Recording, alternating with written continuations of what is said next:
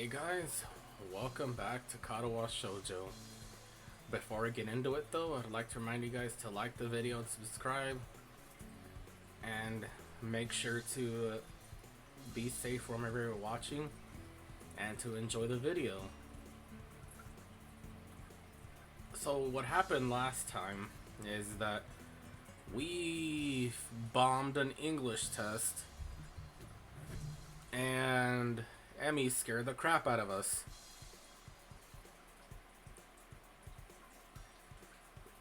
So I give her a welcoming wave.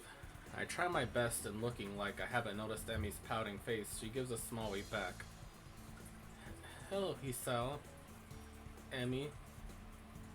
Hey, Hanako. I'll join you and Lilly in a sec. Actually, speaking of lunch company, it's odd to see you without Rin, Emmy. Ah, Rin! Without a second word, she forgets about us and bolts off. Up the hallway, she must have forgotten she was waiting for her. Hanako and I stand speechless, only able to helplessly stand and watch this ball of seemingly boundless energy dash off.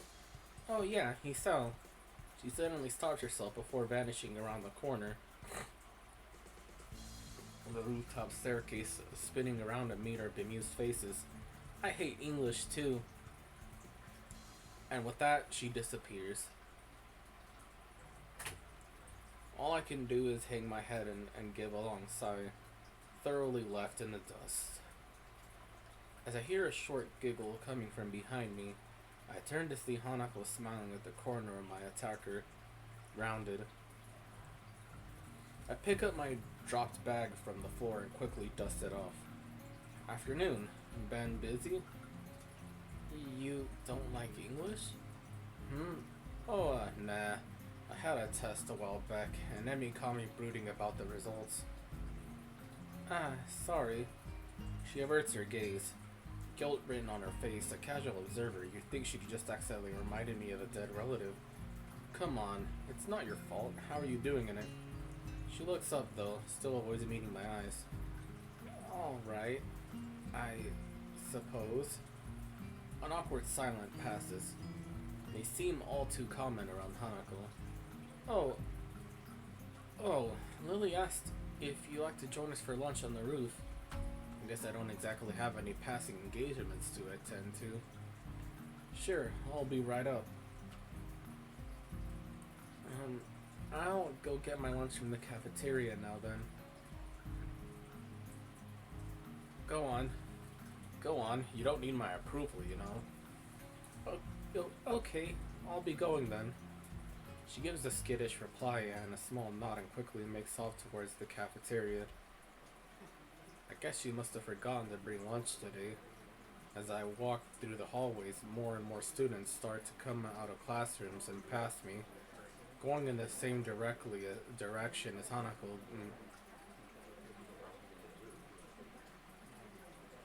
What?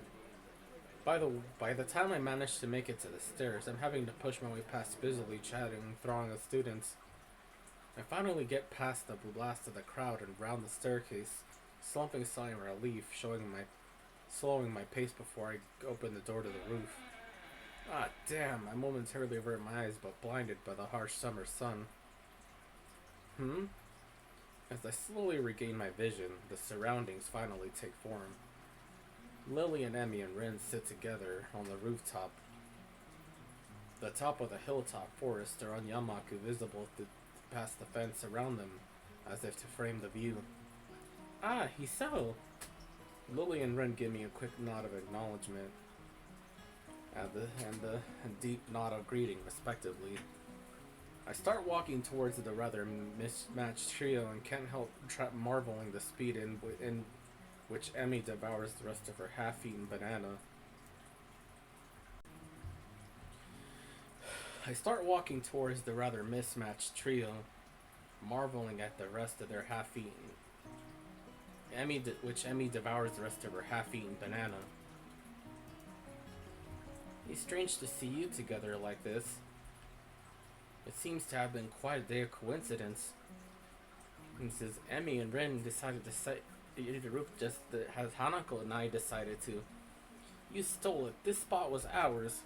Simmer down. You can't steal a place in the school. I plonk myself beside Lilly and the four of us creating a semicircle. I think she's right. You two? The butterfly is her accomplice. The butter? As I glance around, and sure enough, a small yellow butterfly floats across my field of vision. So tell me, how did this butterfly help Lilly steal this spot? It scouted out our conversation and told her. I should have known better than to expect a reason from Rin. Regardless, it wouldn't hurt any to play along. You're telling me she can talk to butterflies? There are people who can often talk to horses, called horse whisperers. Lilly must be a butterfly whisperer. I bury my head in my hands. Lilly rounds on her strange companion. He didn't seem to share Rin's sense of humor. Whispers don't work like that. Emmy and Rin continue their banter as I turn to Lilly, who's busily finishing off her small box of curry and rice. So what happened? So what brought you up here anyway? A little fresh air every now and again doesn't hurt. Emmy breaks off from her vain attempts to introduce the concept of logic to Rin. That was why we came up here too. Something tells me that it was her idea alone, and that Rin only got dragged up here on Emmy's whim. Then again, the same could probably be said of Lilly and Hanako. Now, we can share. The creaking of the door of the roof can be heard as she says the words. A moment of silence falls over us, and everyone's attention focused on the figure appearing from it.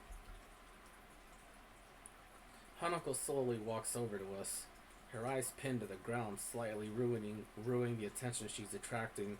She tenses just barely when her eyes meet Rin's.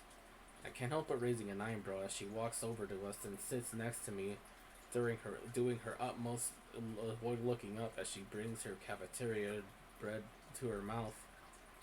So how do you and Emmy know each other anyways? Emmy's somewhat well known around the school for her athletic ability. She's the fastest member of track team, fueled by some margin, even beating Miki Miura the track meet last week. Miki Miura? That tan girl from the front of my class. Considering her height and toned body, being able to beat her is quite an accomplishment. Looking over to Emmy, it's very clear she's well aware of the fact and beams proudly. So Hisao, what's your score in English? Ouch. No comment. Boo! She puffs her cheeks and pouts, but it doesn't take me long for her to bounce back. Alright, if I tell you mine, you have to tell me yours, deal? Fine. Okay, on the count of 3, we'll both say our results. 1, 2, 3. 32! I beam a mischievous grin. Evil. You said it, not me. Still, the fact that you managed to even lower a score more than me is kind of amazing. Grr. She looks or sounds like a small terrier growling at an intruder. I can't say it's the most threatening sight I've ever seen. Either way, scoring higher than a 32 isn't something to boast about, much less going below it for any subject. Yes, Lilly. Sorry, Lilly. I could help you with your English if you'd like. It'd be my pleasure to. No, that's fine, but I appreciate the thought, though, really. Lilly looks slightly deflated, her hopes of imparting her knowledge dashed. Judging from the badly hidden laughter of the rest of us, neither of us nor Emmy seemed to have garnered too much pity. As I sit happily, laughing though, I feel my voice suddenly cut off, my chest clenches. I sit in silence for a few seconds, and my concentration forces on my heartbeat. It's only a small pain, but the aches feel like it's growing. Breathe deeply. I glance toward, try to keep a faith. I glance upward to try to keep at least some of my attention on my surroundings. To see Emmy suddenly freezing, she noticed the expression of pain on my face out of the corner of her eye. Hey, Hisao, are you okay? Yeah, I'm fine. I look back down and redouble my efforts to try to stay calm, clenching my fists to try to dull the pain. It takes a short amount of time, but the pain thankfully begins to fade. When I look back up, there's only silence and pensive faces to be seen. I guess I better explain myself. Arrhythmia, it's fine. It's just a heart flutter. Are you sure? Should we get the nurse? Taking her cue,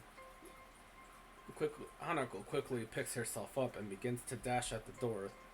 Hanako, stop. Lilly, I'm fine. You look like a wet wrinkled tomato. Huh? As I bring my head to my forehead, I feel the beads of sweat gathering and dab them off with my cuff. Thanks. I told you I'm fine. Just kind of fragile, I guess. The entire atmosphere has changed from one gaiety to the downcast faces, this situation of being too awkward for anyone to know exactly how to react. And of course, the whole thing is thanks to me. I just had to happen now, around others. Oh, Emmy. She looks at the box of juice halfway to her mouth. I haven't told you that my score yet, have I? Yeah, well, you're half foreign, so your score doesn't count anyway. Lifting an eyebrow, I inquisitively turned to Lilly. What was your test result anyway? Give me a cheeky grin. 100% perfect score. No way. All I can do is hang my mouth in an open wonder. Considering those tests are insane even for native speakers, I can only imagine she's done something like committing to mind the part of the dictionary, a gift for the rote memorization, maybe. See, only someone part foreign could get a score that good. See? Really a grin expansive reaction identical to mine when I first tripped up on that little landmine. Lily's foreign ancestry does raise a point, though. That's right. You leave tomorrow for Scotland, don't you? That's correct. Emmy heard some rumors about it. It seems the word's spreading quickly considering I only told a friend in my class a couple days ago. It must be nice to go halfway around the world on a holiday. Hey, could you buy me something while you're there? Don't be too shy now.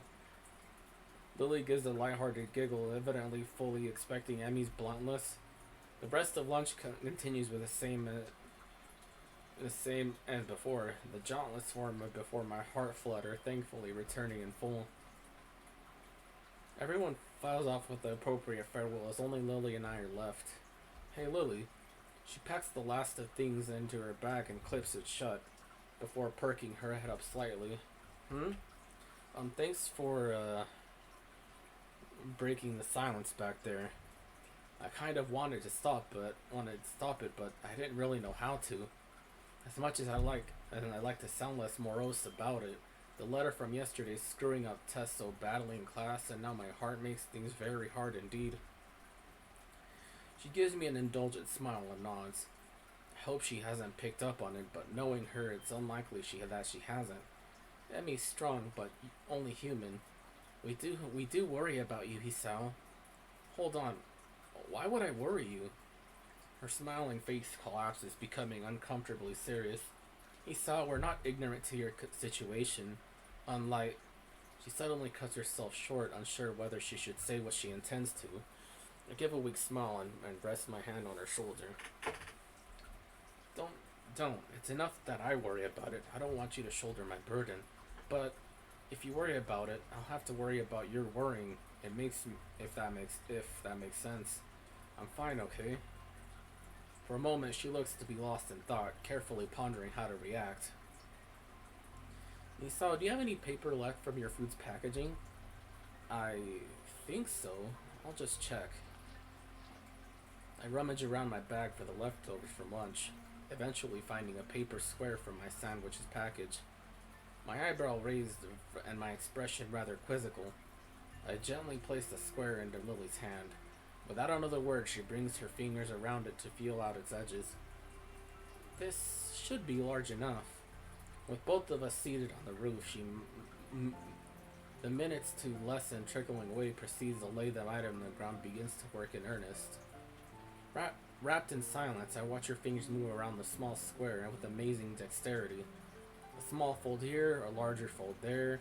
Her fingertips keep a slow but sure pace. Looking up, her expression is calm and placid.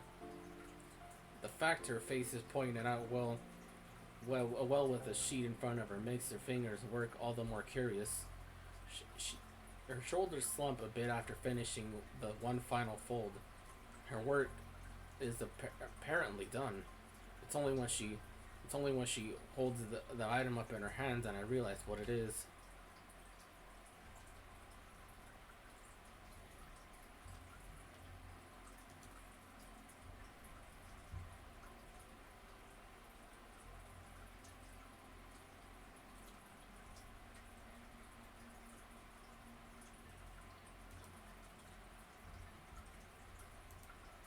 This is definite thumbnail material.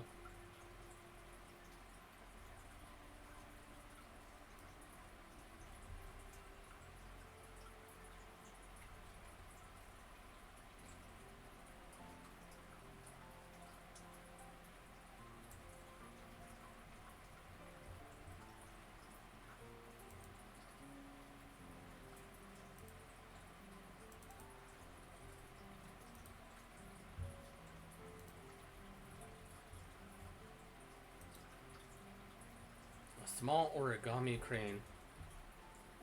Light brown thanks to the packaging used, the result looks quite delicate and precise. You can do origami? I taught myself how to do it when I was younger, improved my dexterity a bit. Huh? A little baffled, I carefully take the small bird from her pale-cupped hands, as if it would break from the slightly lightest breath. It seems to be folded quite well, as it holds its shape easily. We both grab our bags and head out the door, Lilly extending her cane as she does so.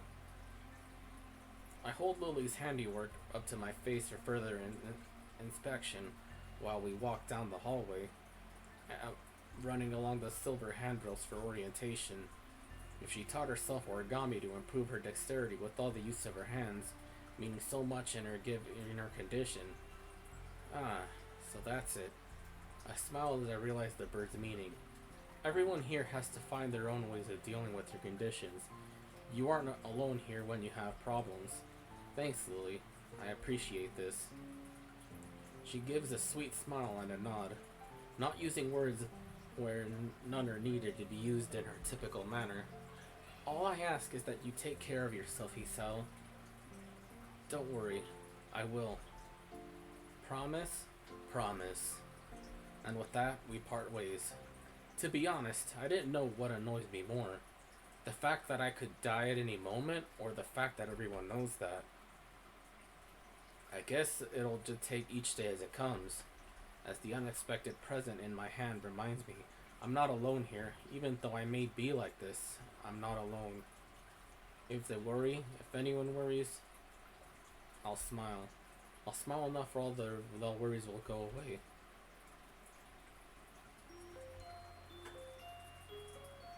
I mean, it's only natural that those around you would worry about you. Like, hell, the people around me worry about me, and I know that it's okay because, you know, because it's what the people around you do, you know, to show that they care. The moment the bell rings out, a collection of sigh relief comes over everyone.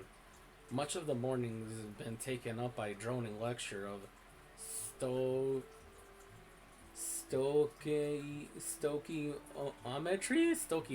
I don't know. A topic of entirely unbefitting those an insufferable heat permeating the classroom. Permeating, I think. Knowing the attempting to teach anything more would be an exercise of futility, Moto gives up and begins declaring the teaching materials from his desk for the day.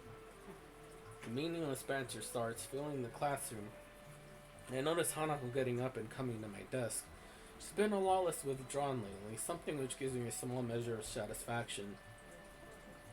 Hello, Hisao. Hey, wanna go back up to Lily's then? It's close time that she need to get going if she was gonna make the flight. About that. She said she might be held up a bit by her classmates. I suppose that makes sense. Her classes usually gets off a little earlier than ours, so Lily would normally have just come to her classroom. Her class must be sending her off. Well, never mind. We can wait outside of her classroom for once, right? She gives a small giggle before nodding. The two of us taking our things and leaving for 3-2's classroom. When we reach our destination, I stop in idle amusement at the scene inside. One of the shorter girls from the class Lily wrapped in an enthusiastic hug, her head no higher than Lily's chin. Her other friends with her several are gathered around Lily, simply smiles, kindly hugs her back. I guess Lily must be pretty popular, compared to Shuna's harsh but fair dictatorship of 3-3. Lily seems to be more like a mother figure for 3-2. Knowing nothing of her, to say nothing of her height and looks. Kenji's pointedly cool demeanor as he packs up his things is seated in the back corner. The classroom is expected. He's no doubt far from a fan of the fuss being made about Lily's leaving. Looking beside me and standing, Hanako follows my gaze. I decide to finally enter the room. Afternoon, Lily. It's just me and Hanako. Hanako withers noticeably when she exposed in the din of being made around Lily. Try as she might, I doubt she'll ever completely get over social anxiety. Hello. Lily manages to work out her position reasonably well, her classmate detaching herself without a second word. A look of a slight exasperation is written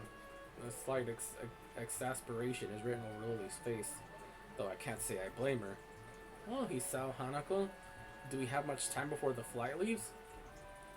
I give a quick glance at my watch. Taking the trip to the airport into account, there's a good 10, maybe 15 minutes left while we're allowing for contingencies. Yeah, we still have a few minutes to kill. I wouldn't worry about missing it yet. Ah, this is Hanako. Uh-oh, I think we just inadvertently became the untangled Lily's social web. The girl is probably part of the legally blind faction of the class like Kenji, given her almost window pane-like spectacles. Her short, roughly cut hair gives her a look that she fits her excitable expression. Hello.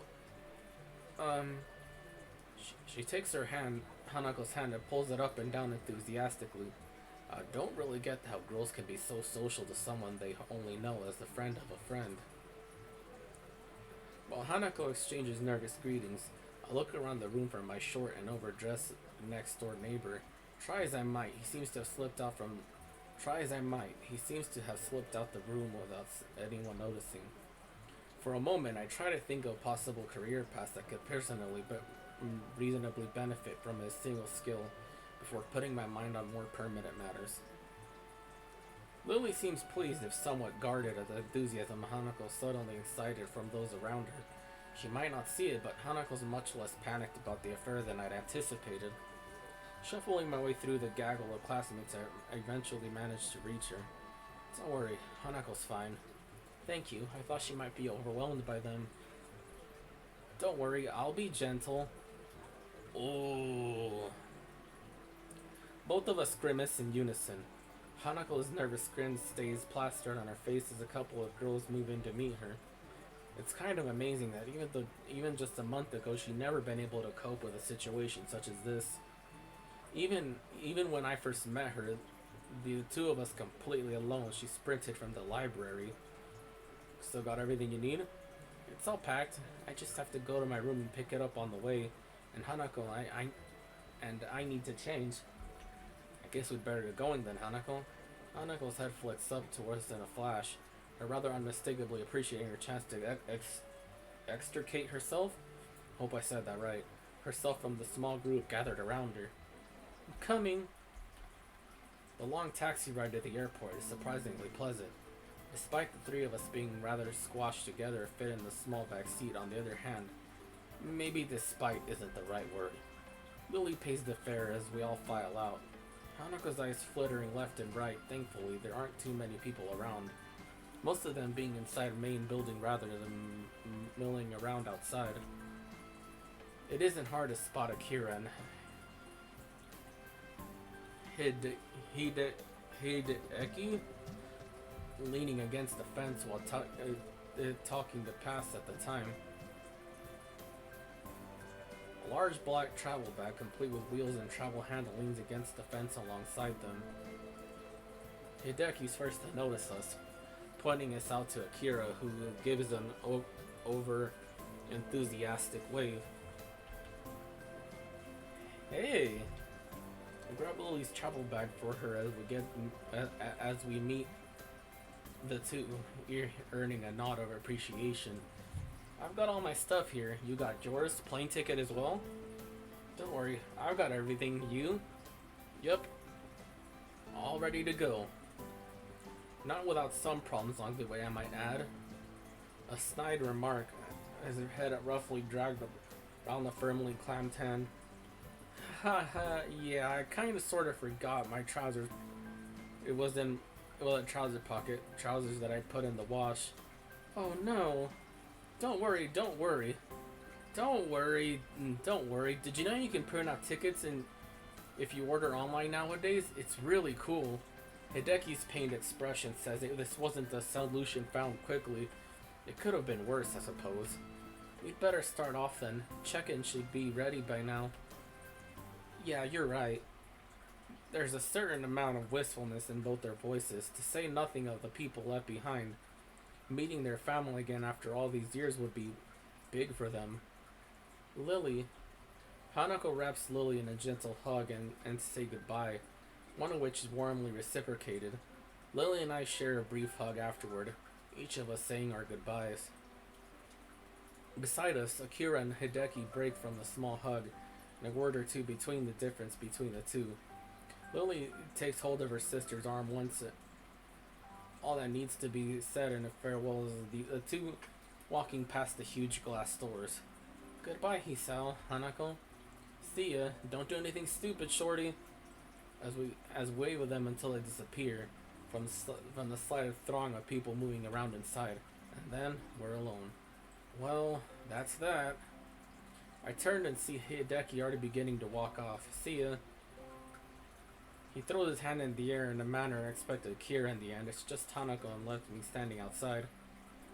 I rest my hand on her shoulder. She absent-mindedly gazes towards the front doors of the building as she might catch a glimpse of either two before they disappear.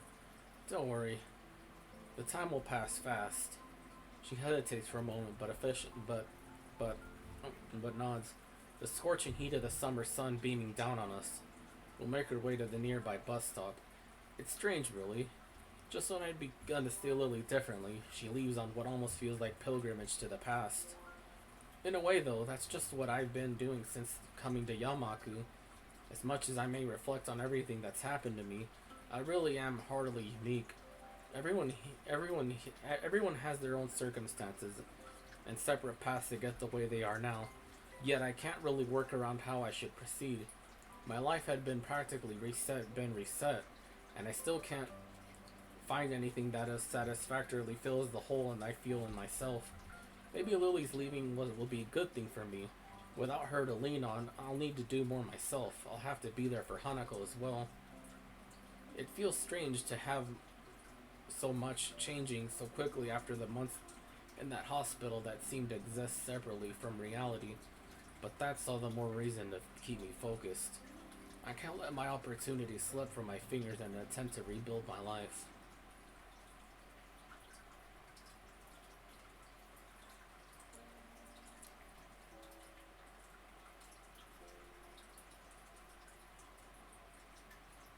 Act 3, present. I rest my chin on my hand as I absent-mindedly look out the window. Yet another of Moto's lectures droning on as if it were endless. The summer sky is almost alluring and bright as a cerulean splendor. Only the odd passing cloud breaks the deep expanse. The feeling of longing is probably outdoors, aside of my yearning to escape. Nakai, could you answer this? The side of me lost thought past now though. In that case, it would be the use of the ain suffix. Correct. Moving on, the suffix for. As my attention towards Mondo slips once again, I spot Mishi giving me enthusiastic thumbs up and nod her for her to settle down. It's been a handful of days since Lily left for Scotland. Days which have passed relatively peacefully. Life largely continued as usual, in the contrast to what I expected, while thoughts of her danced around the edge of my mind since she left. Present events managed to subdue them, at least for the time being. So I find myself idly chatting with Hanako as usual, and lunchtime finally rolls by. Are the later ones in the series as good as well? Not really. You'd probably be best just be off just sticking to the original. His later books don't live up to it, other than maybe God Emperor. Thanks, I wasn't really sure if... As Hanako steps to the side, I see Shizune stride her typical business-like manner, flanked by her ever so bright-haired shadow. Well, with that being said, that's all the time that I have for now. But before I cut things off though, I'd like to remind you guys to like the video, comment, and subscribe. And be sure to follow my socials. You can find them in the description below and in the about section of my channel. If you'd like to ask any questions about content or anything in general, be sure you can DM me on Twitter or Discord, but please keep it PG-13 at worst. That being said, I'll see you guys in the next one. Peace.